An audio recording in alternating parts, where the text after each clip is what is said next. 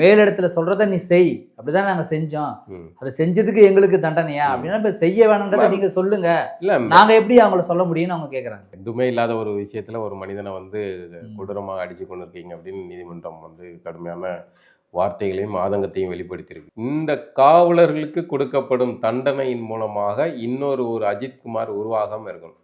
ஆனால் இந்த சம்பவம் நடந்த பிறகும் கூட நமக்கு வந்து தொடர்ந்து என்கவுண்டர்கள், போலி என்கவுண்டர்கள் இதெல்லாம் வந்து நடந்துக்கிட்டே இருக்குது.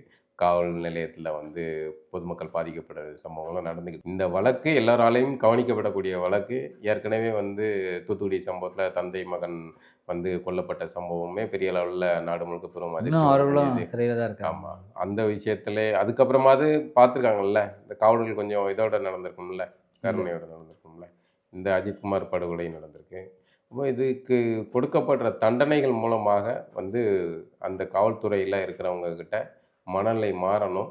அவங்களுக்கும் வந்து அந்த பண்புகள் மாற வேண்டியது. வர்றவங்க எல்லாரையுமே வந்து எப்படி அவங்கள மரியாதையை நடத்தணும் அப்படிங்கிற பண்புகள் வளர்த்து கூட வேண்டிய அவசியம் இருக்குது. இவங்க மக்களோட தான் இருக்காங்க. இவங்க எதுவும் வானத்திலிருந்து உதித்து வந்த தேவதூதர்கள் கிடையாது.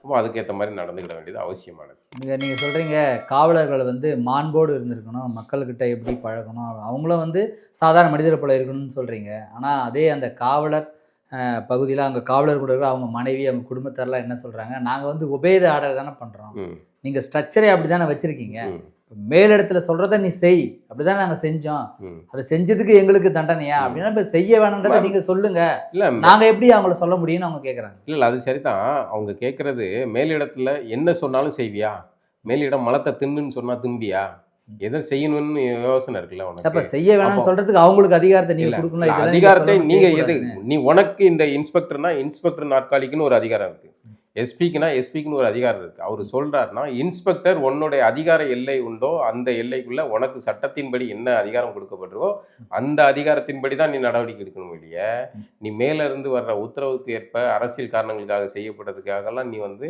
கொலை செய்யக்கூடாது. சரியா? அப்படி செஞ்சால் கொலைன்னா கொலைகாரம் தான். போலீஸார் தான் மேலிடம் சொன்னதுனால செஞ்சேன்னா கீழே இருக்கிறவன் நீ பலியாட ஆகு. அப்போ தான் வந்து மேலே இருக்கவனுக்கு இது வரும். மேலே இருக்க பிரச்சனையே இல்லை, மேலே இருக்கவனுக்கு பிரச்சனை வரணும். அப்போ நீ அவனை காட்டி கொடு, அவனை இவன் தான் சொன்னான் அப்படின்னு காட்டி கொடு.